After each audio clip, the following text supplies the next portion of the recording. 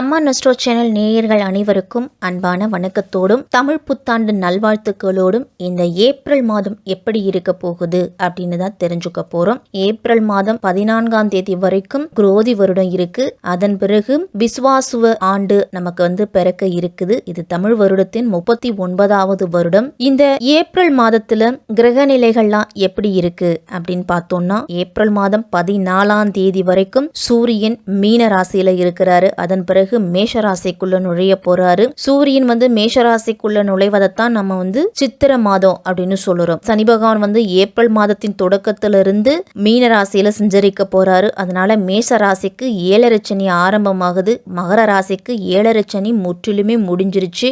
மீன ராசிக்கு ஜென்ம சனி ஆரம்பம் ஆயிடுச்சு. கும்ப ராசிக்கு பாத சனி ஆரம்பம் ஆயிடுச்சு. சிம்ம ராசிக்கு அஷ்டம சனி ஆரம்பம் ஆயிடுச்சு. கடக ராசிக்கு அஷ்டம சனி முடிஞ்சிருச்சு. ரிஷப ராசியில குரு பகவான் இந்த மாதம் முழுவதும் சஞ்சரிக்கிறாரு. மிதுன ராசியில சஞ்சரிக்கிறாரு செவ்வாய். அதன் பிறகு கடக ராசிக்கு போறாரு. கன்னி ராசியில கேது இருக்கிறாரு.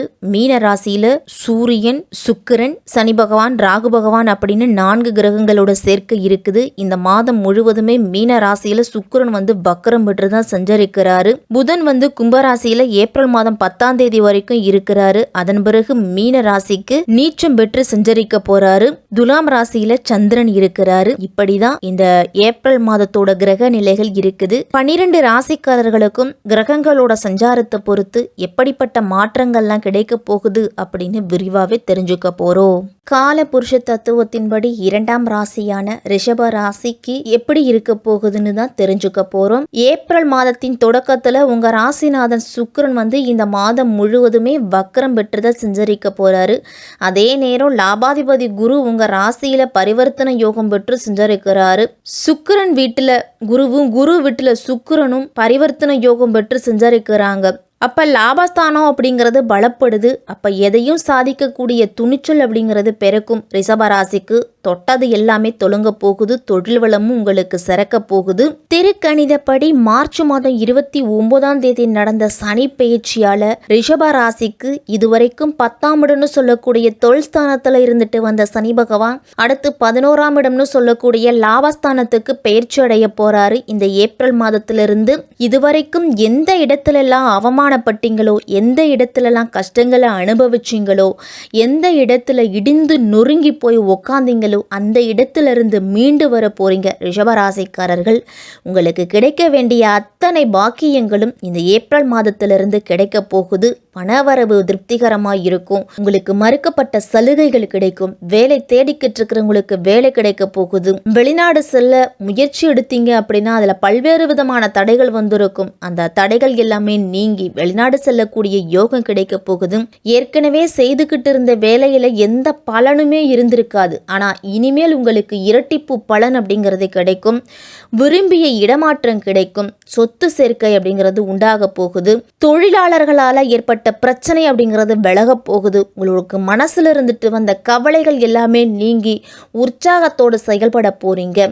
பணியாளர்கள் மூலம் உங்களுக்கு நன்மைகள் கிடைக்க போகுது. பொது வாழ்க்கையில ஈடுபட்டு இருக்கக்கூடிய ரிஷபராசிக்காரர்களுக்கெல்லாம் பாராட்டும் மதிப்பும் கிடைக்கும். எந்த ஒரு காரியத்தையும் திறம்பட செய்து முடிக்கக்கூடிய ஆற்றல் ரிஷபராசிக்காரர்களுக்கு உண்டு. அடுத்தவர்கள் சவாலா நினைக்கக்கூடிய காரியத்தை கூட சுலபமா செய்து முடிப்பீங்க. இனிமேல் எல்லா விஷயத்திலையும் கவனமா செயல்பட்டீங்க அப்படின்னா நல்ல பலன் அதிகமாக கிடைக்கும்.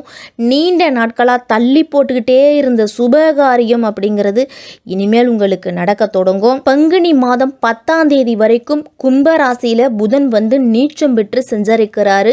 அதன் பிறகு மீன ராசிக்கு சென்று நீச்சம் அடைய போறாரு. அப்ப புத ஆதித்ய யோகம் ரிஷபராசிக்காரர்களுக்கெல்லாம் இருக்க போகுது. புத சுக்கிர யோகமும் செயல்பட போகுது. அதனால இந்த ஏப்ரல் மாதம் தொழில்ல முன்னேற்றம் அப்படிங்கிறது இருக்கும். மாமன் மச்சான் வழியில இருந்துட்டு வந்த மனக்கசப்புகள் நீங்கும். உங்களுடைய கையிருப்பு உயர போகுது. வீட்டுக்கு தேவையான பொருள்கள் அப்படிங்கிறத வாங்குவீங்க. இந்த மாதம் முழுவதுமே உங்க ராசிநாதன் சுக்கிரன் வக்ரம் பெற்று மீன ராசியில சஞ்சரிக்கிறாரு.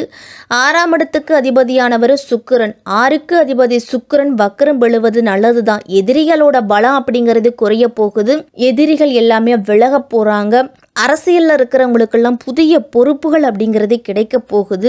இந்த ஏப்ரல் மாதத்தின் பிற்பகுதியில் சுக்கிரன், ராகு, புதன், சூரியன், சனி அப்படின்னு 5 கிரகங்களோட சேர்க்கை இருக்குது. உங்கள் ராசிநாதன் சுக்கிரன் உங்கள் ராசிக்கு யோகத்தை கொடுக்கக்கூடியவர். புதன் வக்கரம் அடைஞ்சு பின் வக்ர நிவர்த்தி அடைய போறாரு முதல் வாரத்தில். இப்போ 2ஆம் வாரத்தில் சுக்கிரன் வக்ர நிவர்த்தியாக போறாரு. அப்போ 11ஆம் இடம்னு சொல்லக்கூடிய லாபஸ்தானத்தில் பலமான கூட்டணி இருக்குது இந்த ஏப்ரல் மாதத்தில். அப்போ பொருளாதார சிறப்பாக இருக்க போகுது, உறவு சிறப்பாக இருக்கும், நல்ல வரன் தேடிக்கிட்டு இருக்கிறவங்களுக்கு வரன் கிடைக்க போகுது, வேலை வாய்ப்பு கிடைக்கும், உங்களுக்கு பயணத்தின் மூலம் லாபம் கிடைக்க போகுது, ஆசைப்பட்ட பொருளை வாங்குவீங்க, வெளிநாட்டு யோகம் இருக்குது. மாணவர்கள்லாம் கல்வி கடன் வங்கிகளில் விண்ணப்பிச்சிருந்தீங்க அப்படின்னா இந்த மாதத்தில் உங்களுக்கு கிடைக்கும். இடம், பூமி, வண்டி வாகனம் யோகம் இருக்குது. ஒரு சில ரிஷபராசிக்காரர்களுக்கெல்லாம் வீடு மாற்றம் கிடைக்கும். வீடு மாற்றம் கிடைச்சிச்சுன்னா ஏற்றுக்குங்க. பழைய நண்பர்களோட சந்திப்பு இருக்கும். எதுலையாவது முதலீடு செய்யணும் அப்படின்னா வீட்டில் இருக்கக்கூடிய பெரியவர்களோட ஆலோசனையை கேட்டு அதன் பிறகு செய்யுங்க.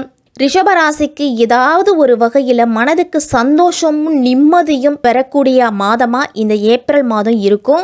மார்ச் மாதத்தை விடவும் இந்த ஏப்ரல் மாதம் சிறப்பாக இருக்க போகுது. தொழில் ரீதியாகவும் வேலை சம்பந்தப்பட்ட விஷயத்திலையும் நல்ல வளர்ச்சி இருக்கும். புதிய வாய்ப்புகள் கிடைக்கும் ரிஷபராசிக்கு.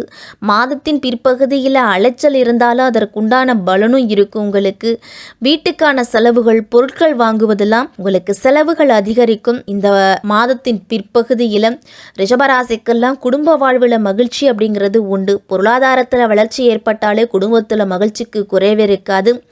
நண்பர்களுடைய ஆதரவும், உறவுகள் மத்தியில் செல்வாக்கு, குடும்பத்தில் மகிழ்ச்சி அப்படின்னு சிறப்பாக இருக்கும் இந்த ஏப்ரல் மாதம். அதே மாதிரி ரிஷபராசிக்காரர்கள் அனைவருமே பெரிய வளர்ச்சி அப்படிங்கிறது இருக்க போகுது. உங்களுக்கு படிப்படியாக உங்களுடைய வரவு இரட்டிப்பாக இருக்கும். மாதத்தின் பிற்பகுதியில் செலவுகளும் உங்களுக்கு அதிகரிக்கும். அப்போ வீண் விரயங்களை தவிர்த்துக்குங்க. திட்டமிட்டு செலவு செய்யணும். மருத்துவ செலவுகள் அப்படிங்கிறது இனிமேல் குறையும். உங்களுக்கு நீங்கள் எதிர்பாராத பண வரவு அப்படிங்கிறது வரவே வராதுன்னு நினச்சிக்கிட்டு இருந்த தொகையும், சொத்துக்கள் இருந்த லாபமும், திடீர் அதிர்ஷ்டம், இது எல்லாமே ரிஷபராசிக்காரர்களுக்கு ஏற்படும். அதே மாதிரி நகை, வாகனம் வாங்கக்கூடிய யோகம்லாம் இருக்குது. புதிய முயற்சிகளில் வெற்றி கிடைக்கக்கூடிய மாதமாக இருக்கும். உடனடியான லாபம் அப்படிங்கிறது கிடைக்கும். புதிய முதலீடு, சேமிப்பு எல்லாத்தையுமே மேற்கொள்ளுவீங்க. சின்ன சின்ன முயற்சிக்கு உடனடியான பலன் அப்படிங்கிறது உண்டு. ரிஷபராசிக்காரர்கள் இந்த ஏப்ரல் மாதம் உங்களுக்கு சாதகமாக இருக்குது. பெருசாக கவலைப்படணும் அப்படிங்கிற அவசியம் இல்லை. குடும்பம், நிதிநிலை அப்படின்னு எல்லாமே உங்களுக்கு திருப்தியாக தான் இருக்குது. ஆடம்பரமான செலவுகளில் மட்டும் சற்று கவனத்தை வச்சுக்கணும். திட்டமிட்டு முன்னேறினீங்க அப்படின்னா உங்களுடைய லட்சியம் அப்படிங்கிறது சீக்கிரமே அடைவீங்க. அதே மாதிரி குலதெய்வ கோவிலுக்கோ இல்லை மற்ற கோவில்களுக்கோ வேண்டுதல் அப்படின்னு இருந்துச்சு அப்படின்னா அதை நிறைவேற்றுங்க. இந்த மாதத்தில் ரிஷபராசிக்கெல்லாம் இந்த ஏப்ரல் மாதம் சிறப்பாகவே இருக்கு. இந்த நேரத்தை நீங்க பயன்படுத்திக்கிட்டு முன்னேறினீங்க அப்படின்னா ரொம்ப நல்லது ரிஷபராசிக்கு.